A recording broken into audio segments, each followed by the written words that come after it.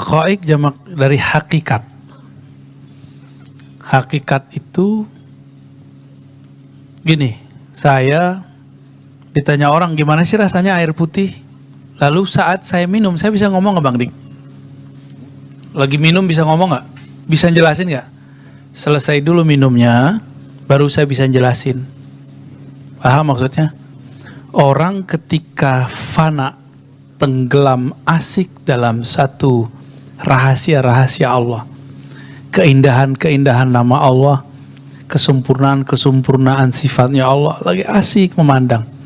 Seperti Kohar lagi asik memandang si dia atau memikirkan dia, nggak tahu aneh.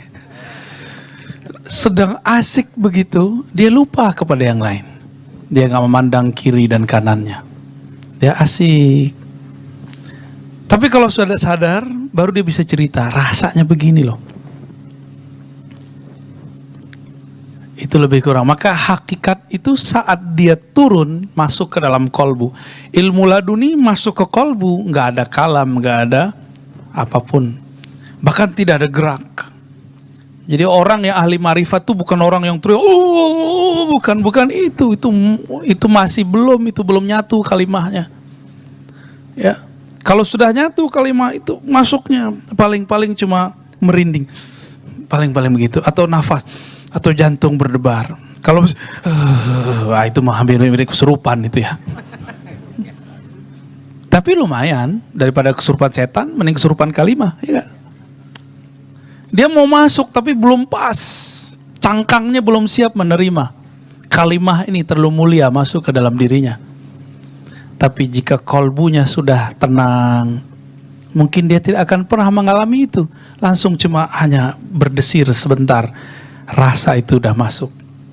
Selesai rasa itu pergi, baru Allah izinkan dia bercerita.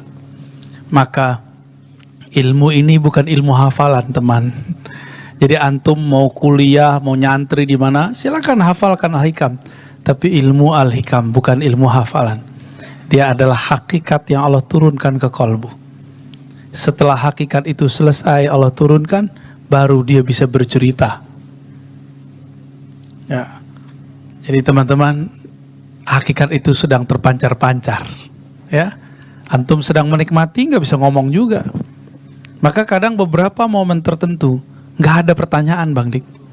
Semua orang sudah merasakannya. Jadi ada teman-teman saya dulu nanya, gimana sih rasanya zikir tuh kalau masuk ke kolbu?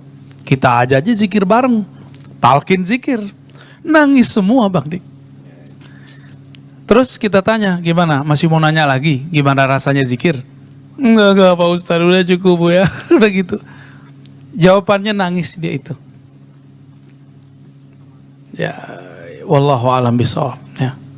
Inilah kata beliau, hakikat jika masuk ke dalam kolbu, dia masuk umum.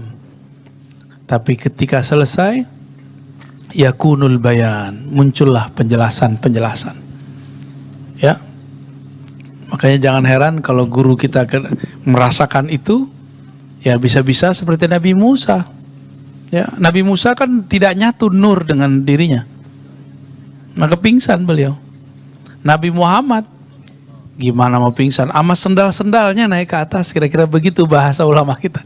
Sendalnya dibawa ke hadrat Allah Subhanahu ke arah sana.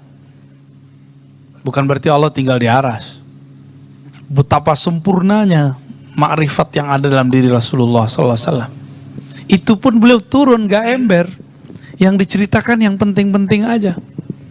Karena beliau menahan untuk tidak menceritakan yang tidak perlu diceritakan kepada orang di zamannya. Maka Nabi itu beruban. Beda dengan ubannya Bang Dik. Kalau Bang Dik uban karena memikirkan sesuatu. Nabi Muhammad itu beruban bukan mikirin istri yang 9. Nabi Muhammad itu beruban karena menahan gelora makrifat itu supaya tidak tumpah, tidak pada tempatnya.